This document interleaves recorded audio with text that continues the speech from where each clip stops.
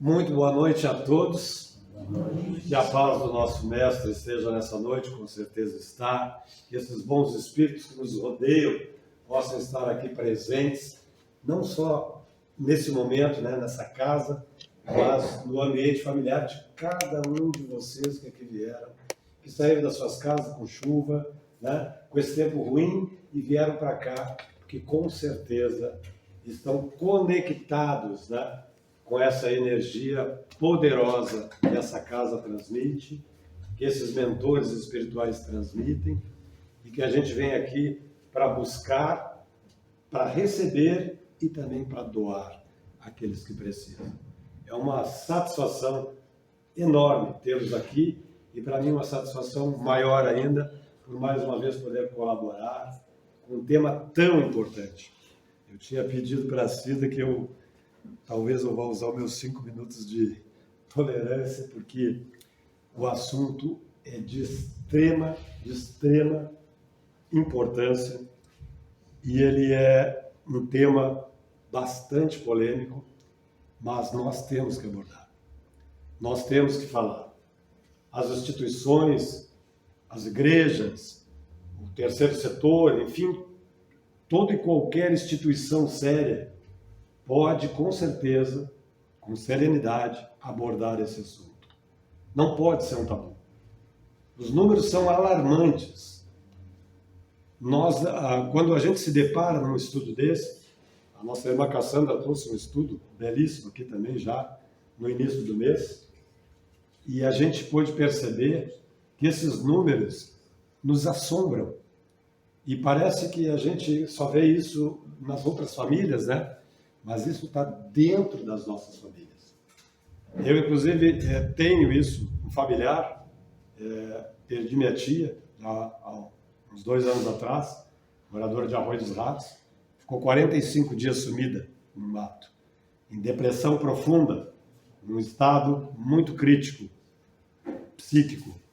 E a gente, infelizmente, perdeu ela, mesmo com os tratamentos, com as coisas, a gente não conseguiu reverter essa ideia.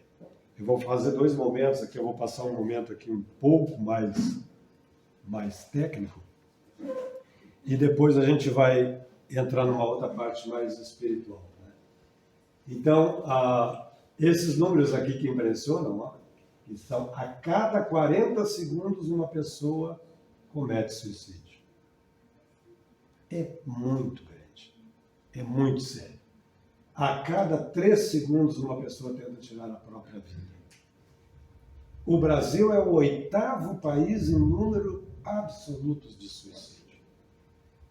Isso é deprimente quando nós encontramos esses números. E saber que isso está em todas as famílias.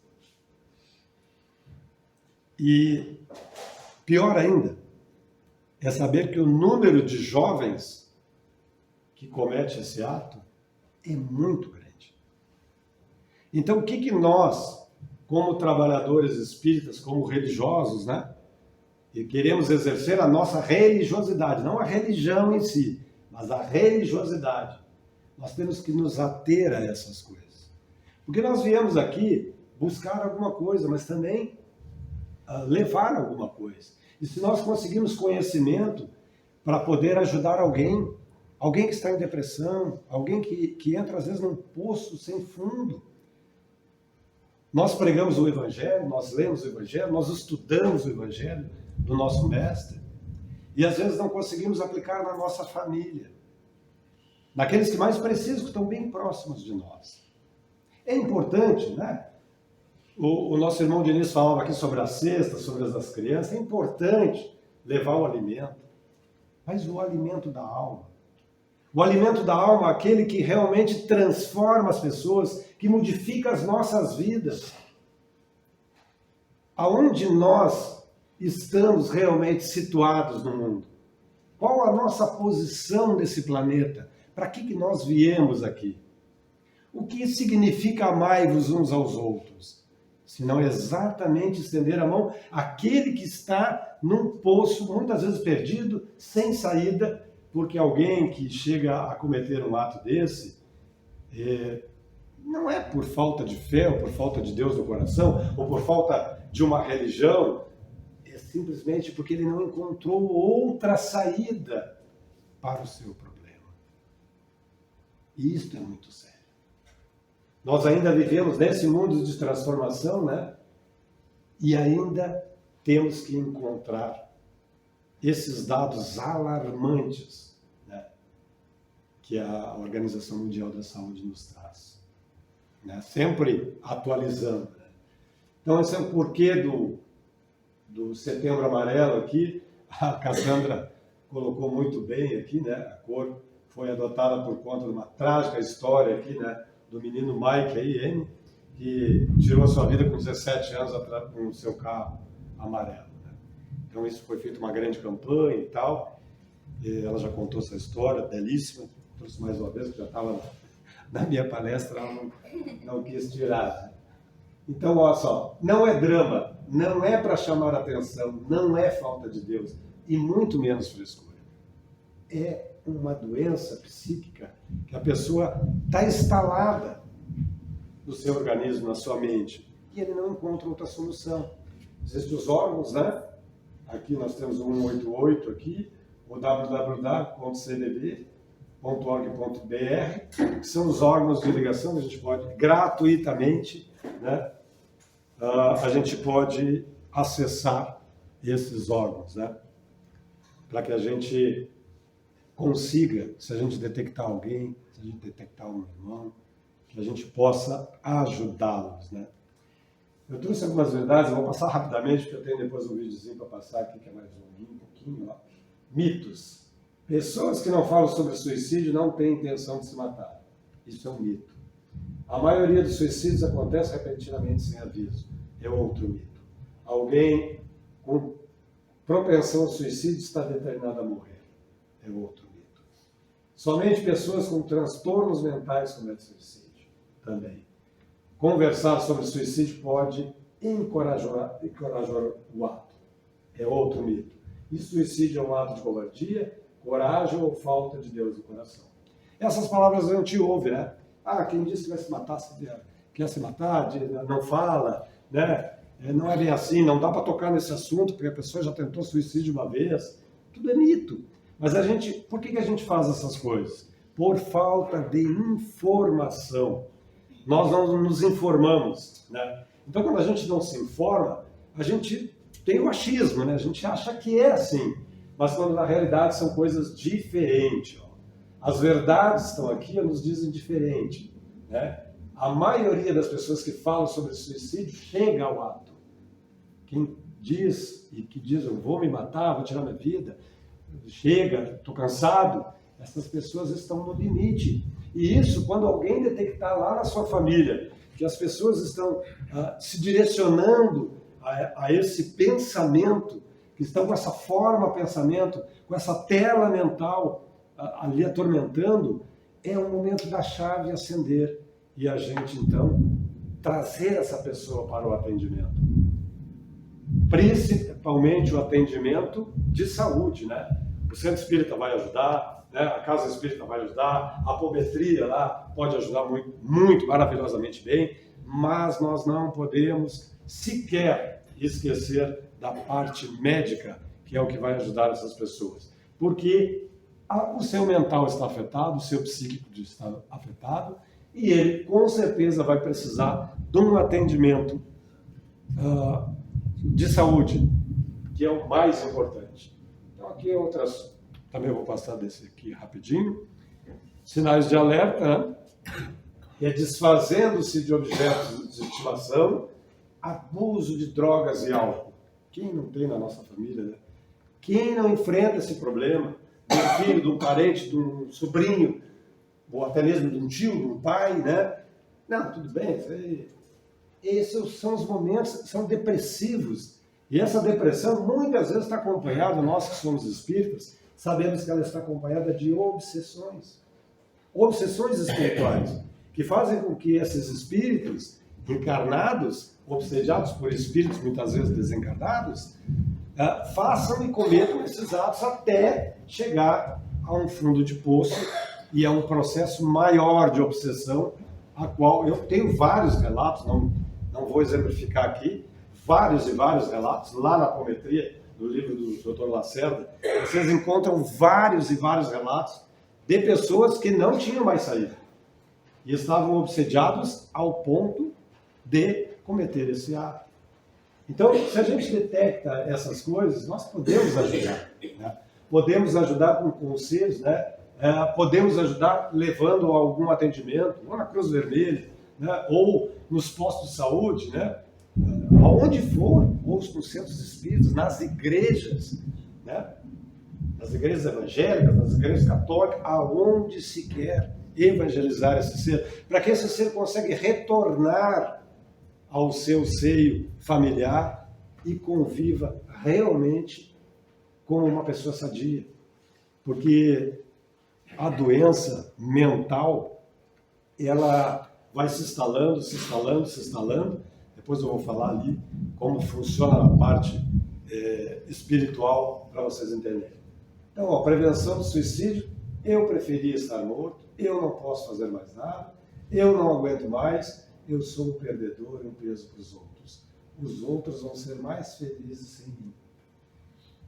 Quando a gente começa a detectar essas frases, essas pessoas que começam a direcionar isso, sempre cabisbaixa, trancada nos seus quartos, e vejam, esses jovens, trancados nos seus quartos, meu filho está bem, ele está lá no videogame falando com o amiguinho dele, ele está lá no computador falando com o amiguinho dele. A gente sequer sabe o que os nossos jovens estão fazendo no computador.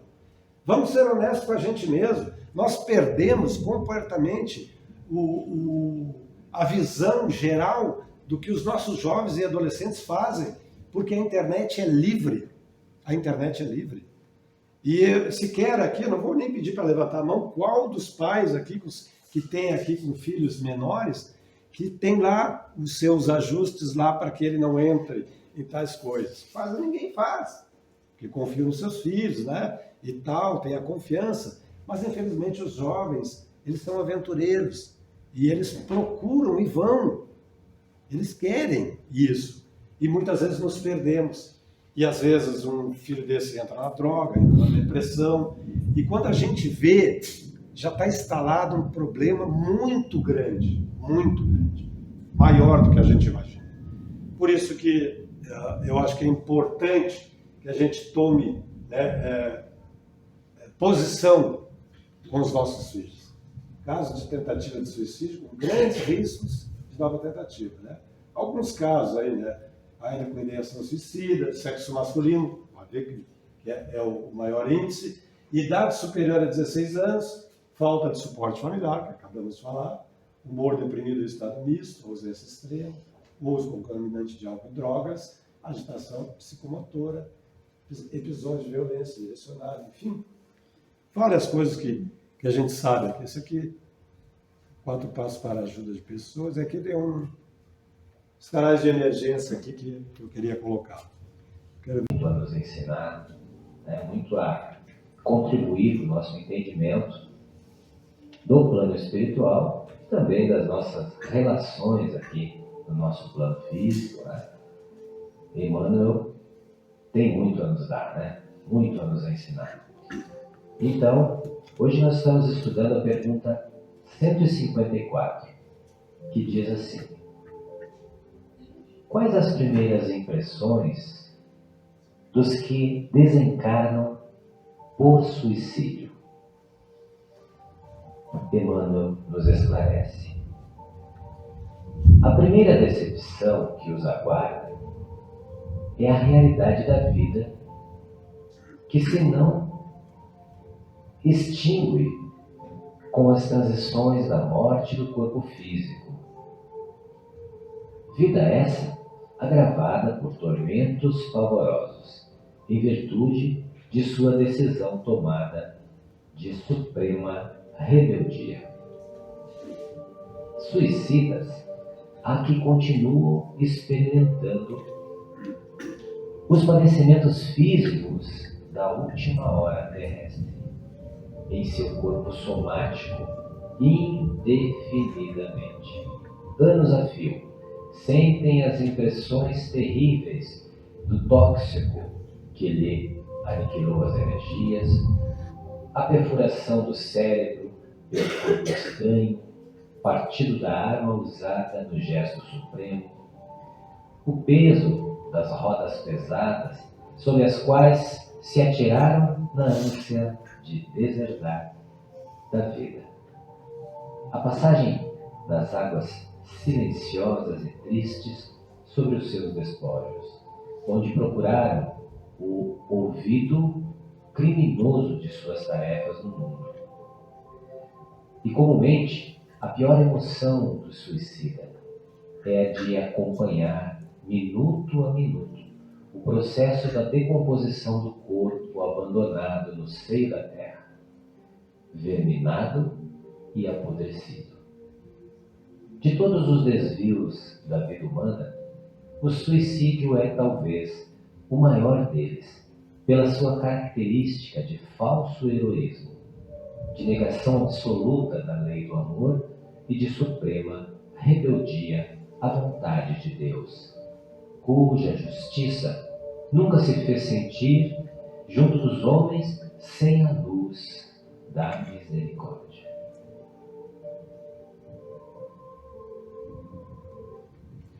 Essa é a primeira parte do videozinho.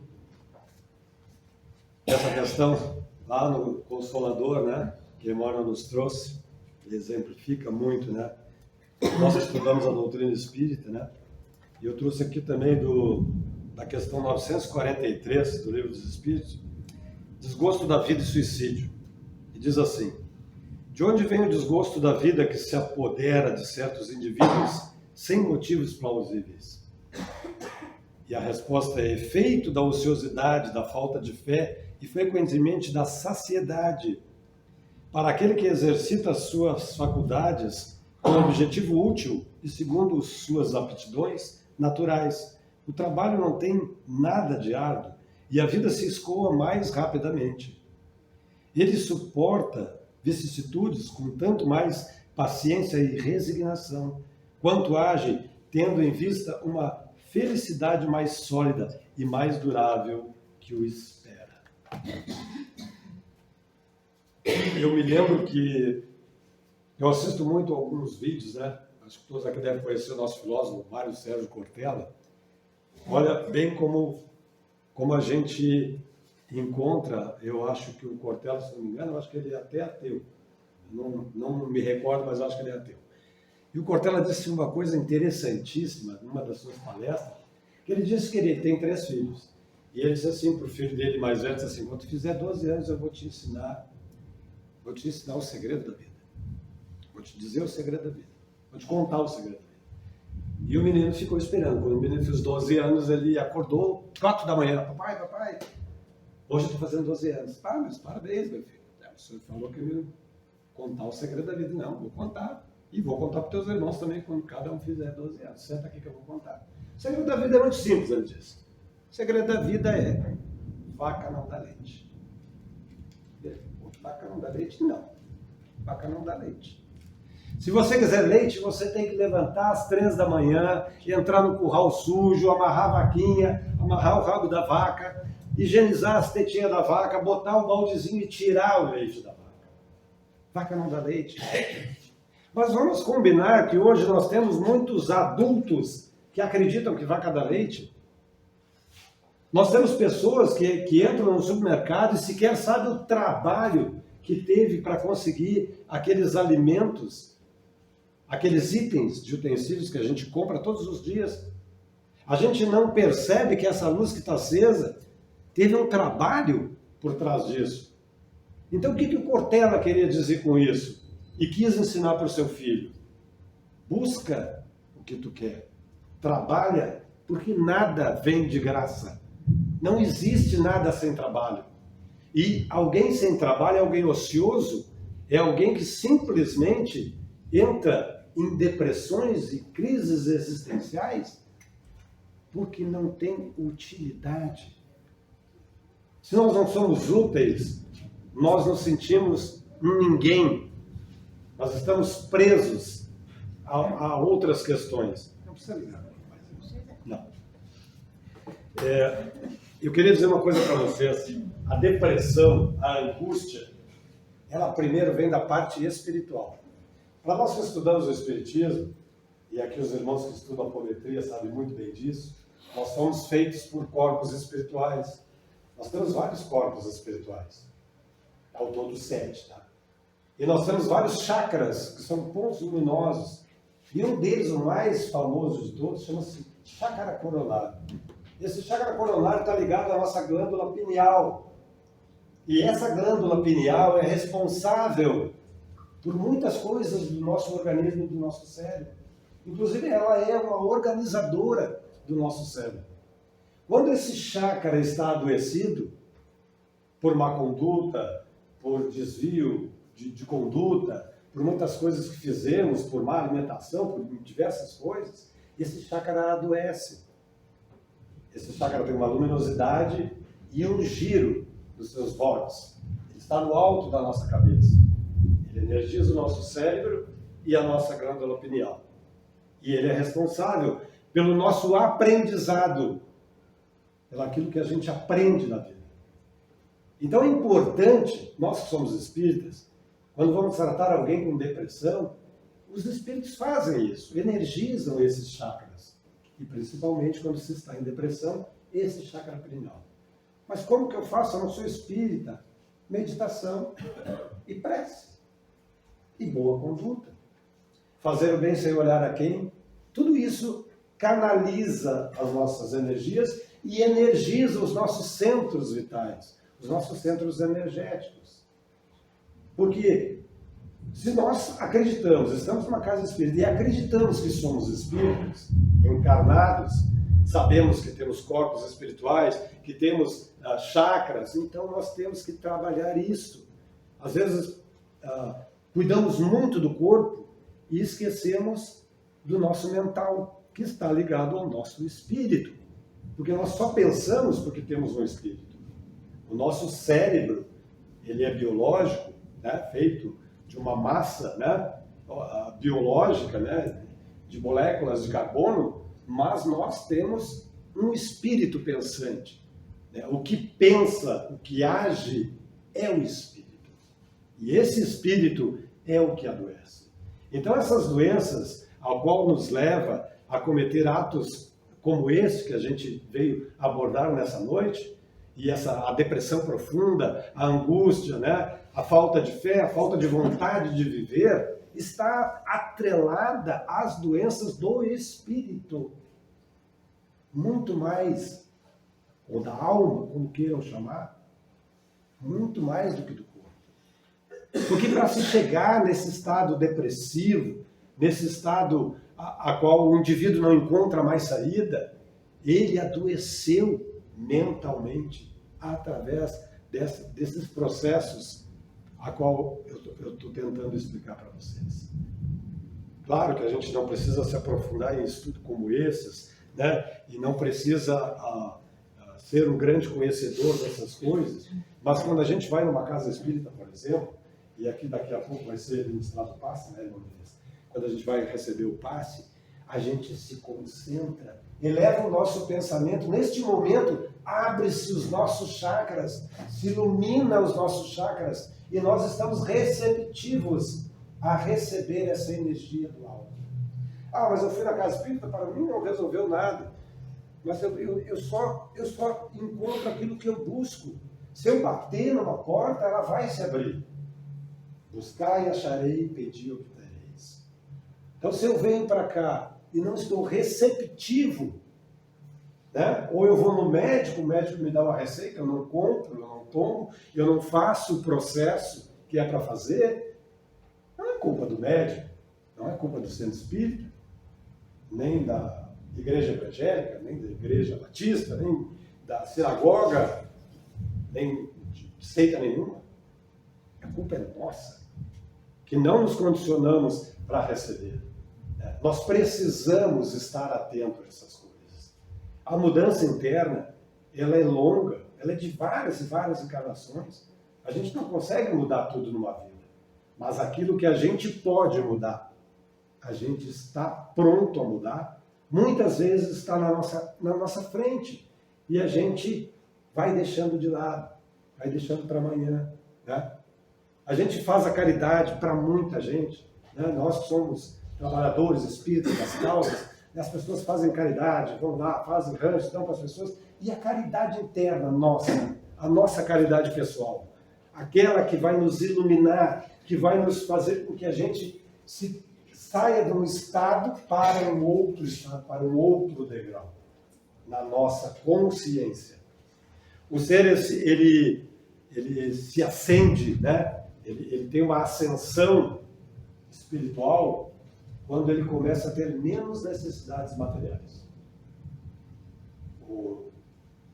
Os yogis, eles comem muito pouco, vestem o necessário, têm muito pouca sede, muito pouca fome, dormem pouco, porque eles têm menos necessidades materiais. Porque as necessidades deles são do espírito. Mas eles meditam o dia inteiro. Eles entram em contato com a sua lei cósmica diariamente. A gente, às vezes, não perde 5 minutos para fazer uma oração. A gente, às vezes, acha que é muito trabalhoso fazer um evangelho no lar. A gente, às vezes, acha que é muito trabalhoso vir a uma casa espírita para assistir uma palestra de 30 minutos e tomar um passe. A gente, às vezes, não pode ir a um curso evangélico, seja o que for. Né? Falando em evangélico, aproveitar que eu estou... Nossa casa aqui tem um atendimento fantástico, que é a evangelização das crianças. E essas coisas que a gente está falando, a gente pode começar a evitar nos pequenos.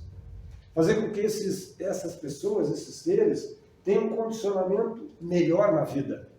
E a evangelização, evangelizar, é educar nos princípios do Cristo.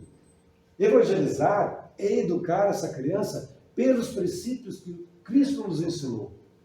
Né? É a boa nova que ele trouxe. Imagina nós colocar para essa criança, aqui só se vai aprender coisas boas. Né? Então, em vez dessa criança, às vezes, estar lá na sua casa, no seu computador, no seu iPad, no seu telefone, ele podia vir lá uma vez na semana, porque os pais vêm. A gente vê aqui, ó, quantas pessoas tem, né? Não precisa nem perguntar para levantar a mão quantos têm filhos, porque com certeza todos nós temos filhos, né? Eu já tenho os grandes e tal. O nosso amigo Rodolfo, que é palestrante também, sei que tem filhos, né, Rodolfo? E também inclui, né, na sua trajetória, eu sempre conheço bem ele, e ele inclui, né, na sua trajetória de vida esse trabalho evangélico com as crianças. Né? E vejam que é no Espiritismo, e isso é uma crítica para nós espíritas, isso é no Espiritismo, porque nas outras igrejas as pessoas levam seus filhos para as igrejas. Levam. Se vocês forem nas igrejas evangélicas, os filhos todos participam. É quase como uma obrigação, mas nós deixamos, né, o livre-arbítrio. Concordo? Acho bom. Mas só que tem uma coisa, nós pais e educadores, somos os responsáveis por aqueles que estão à nossa guarda. Então, nós somos aqueles que temos que ensiná-los até que eles tenham maturidade para aprender e seguir o caminho que quiserem. Depois eles podem ser evangélicos, podem ser até ateus, não tem problema nenhum. Mas a nossa obrigação, né? Ou nós acreditamos em algo e que isso é bom para nós e que transforma a nossa vida e que pode transformar o todo, nós também temos que vender primeiramente para os que estão dentro, não os externos. Né? A gente quer convencer tanta gente lá fora a entrar aqui para dentro, né? Mas às vezes não convence o filho, não convence o sobrinho. Né? Funciona assim, mais ou menos. Né? É uma crítica construtiva. Né? Uma crítica construtiva que ninguém é obrigado a fazer, mas que a gente pode olhar para que amanhã depois essas depressões, essas angústias, esse elemento, né, que a gente está colocando para ele, né, que ele possa entender. E que esse bem, que esse evangelho seja perene, para que ele perdure realmente para a sua maturidade até a sua velhice, que ele possa se tornar uma pessoa de bem, né? De bem mesmo. Tem uma frase muito fantástica que a gente sempre exercia lá na evangelização de criança, lá na casa de Porto Alegre, que era que a criança evangelizada hoje, homem de bem amanhã. Então, uma frase que eu levo para a vida, é fantástico isso, né? E evangelizar não é só aqui na Casa Espírita, qualquer religião, né? Que tem a catequese, né? Tem outras questões, né? Então, por isso que é importante o conhecimento. O conhecimento ele realmente nos liberta, o conhecimento ele nos transforma, nos tira de uma vala comum, nos coloca numa outra posição na vida. Porque a gente, até para ajudar alguém, a gente tem que ter conhecimento. Esse conhecimento, ele não é de graça. Esse conhecimento requer esforço, esse conhecimento requer trabalhar, né? Arar a terra, e a gente não consegue da noite para o dia. Né? Então, às vezes, assim, eu já estudei o Evangelho 1000 vezes, mas a gente vai estudar muitas encarnações, né? Porque o que o Cristo falava não se aplicava a uma vida única, mas a uma eternidade de vidas. A gente vai estar sempre se renovando. E uma coisa que eu acho importante, porque eu sempre digo, eu pessoalmente, né? Na realidade, eu não sou espírita, né? Eu estou espírita. Hoje eu sou espírita. É uma religião que me cativa hoje. Mas eu, na realidade, não precisaria nem ter religião, porque o que eu acredito está dentro do espiritismo, fora do espiritismo, e eu me dou a oportunidade de me renovar sempre que posso, e a gente tem que ter a oportunidade de se oportunizar, não ficar numa crença limitante, que a gente se limite e que tudo aquilo é verdade só absoluta. Não existe verdades absolutas. Nós vivemos num mundo de transição ainda. Nós vivemos num mundo de expiação e provas. Nós ainda temos muito que aprender, muito para caminhar, para poder chegar ainda e dizer, não, agora eu não preciso aprender mais nada, tá tudo ok, Kardec já me deu tudo que eu precisava. Não é assim. Cada um tem um ponto aqui, uma coisa fantástica aqui, que foi entregue, e a gente pode ir aprendendo com os outros. Por isso que é importante participar de grupos de estudo, né? Essa convivência, essa troca de ideias, né? Que a gente faz nas casas espíritas e outras religiões, é importantíssimo, meus irmãos. E eu queria dizer para vocês, queria que vocês agora fechassem os olhos um pouquinho, para nós encerrar. Eu queria que este salmo, eu adoro esse salmo, que nós conhecemos como o Salmo de Davi, que é o Salmo 23. Esse salmo é fantástico, né? E que ele acalente a nossa alma. Que se alguém aqui tiver algum irmão, algum parente próximo, ou algum amigo que esteja numa situação ruim, né? Que esteja numa situação deprimente, precisando de ajuda, que esse salmo possa percorrer nesse momento através da nossa mente e atingir essas pessoas. O Senhor é meu pastor e nada me faltará. Ele me faz repousar em pastos verdejantes, guia-me mansamente às águas tranquilas, refrigera minha alma, guia-me nas veredas da justiça por amor ao seu nome. E ainda que eu ande sobre o vale da sombra e da morte, eu não temerei mal nenhum, porque tu estás comigo. A tua vara, o teu cajado, me consola. Prepara uma mesa na presença dos meus adversários. Unge a minha cabeça com óleo e o meu cálice transborda. Certamente que a bondade e a misericórdia me seguirão todos os dias de minha vida e habitarei na casa do Senhor por longos tempos. E que assim seja. Que Deus abençoe vocês, abençoe as famílias de vocês, que vocês saiam daqui com o coração repleto de paz, de amor e de harmonia. Obrigado.